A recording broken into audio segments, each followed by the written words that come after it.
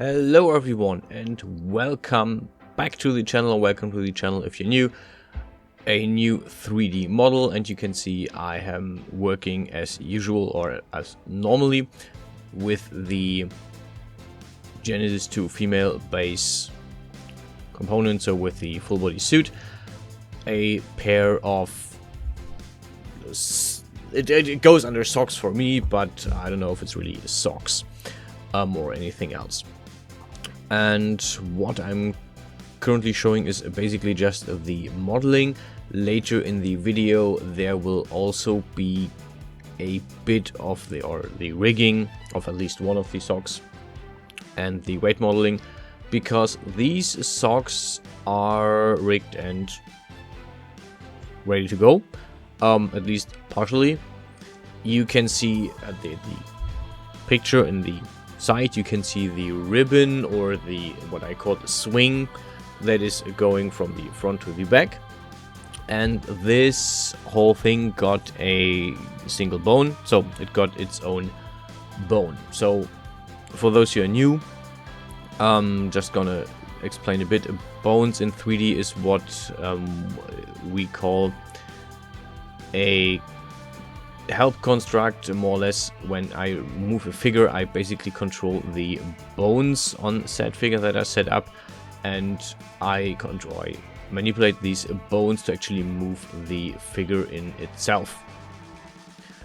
There is a few different pieces to this. For example, I have to set up a skeleton, hence bones. That is the base structure of the thing I want to rig. Rigging is the process of setting up the model. So I built a 3D base model, which is what I'm currently doing. You see it in the background. And I translate this model, this clothing model, onto a human model. In this case, the Genesis 2 female from the Daz store, which you get for free if you just get Daz Studio. So, yep, can basically do that yourself. And onward from there, after making the model, I put it on the human figure, and it moves with the figure, basically like clothing is supposed to. But if I want to have, like, for example, this swing, as I call it, or the strap, move independently of the body, I have to manipulate the whole thing, which in this case means later I will set up a skeletal structure. I will add a bone. So basically there is a invisible bone growing out of the thigh, which is not a bone on the body, but rather a bone on this clothing. The bone growing out of the thigh will control the strap or swing, and I can move it. What I'm going to show in a bit more detail at the later part of the video is actually how you manipulate these bones in Daz Studio. So setting the whole thing up in smaller detail, and similarly how you can adjust these bones so they are not just freely swinging around in the whole room, but how you can set boundaries for this bone to move in, which is kind of the main content of this video, even though it's at the very end. It doesn't take long. It's not a long process in itself, it's just there. Yeah, as you can see, I'm currently setting up the swing itself.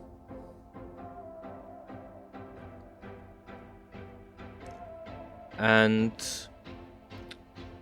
yeah, the whole thing is relatively easy. The only mistake kind of that I made is I had the swing go past the knob, the clasp, I called it clasp, right there, which looks kind of weird when I later animate it and rig it, because it should move with the knob. Actually, I can, in theory, also grab the whole knob and make the whole knob move. I think that's actually a good idea to fix the whole rigging problem that I currently have on this. a good thing I make this video, otherwise I would not have gotten that idea. But yeah, I'm setting up a bit of a detail here. One thing I do is I'm trying to get more details into my clothing, so it just isn't like a bland or a simple shape on the body, but rather it has a bit more detail, a bit more texture. And I'm actually showing a bit of the setup in Daz Studio as well, but not that much. Yeah.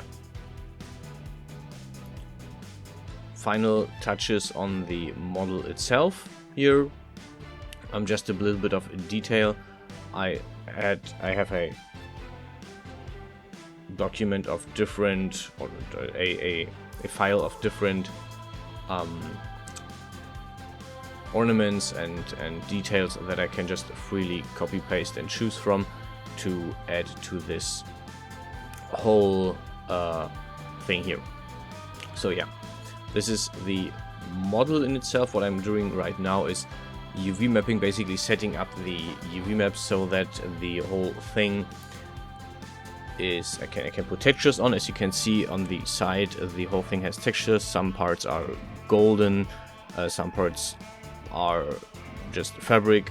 And to actually set this up correctly and have it work well, I need to set up these UV maps, which translate the 2D model, the 3D model on a 2D flat surface, so we can actually apply a picture here.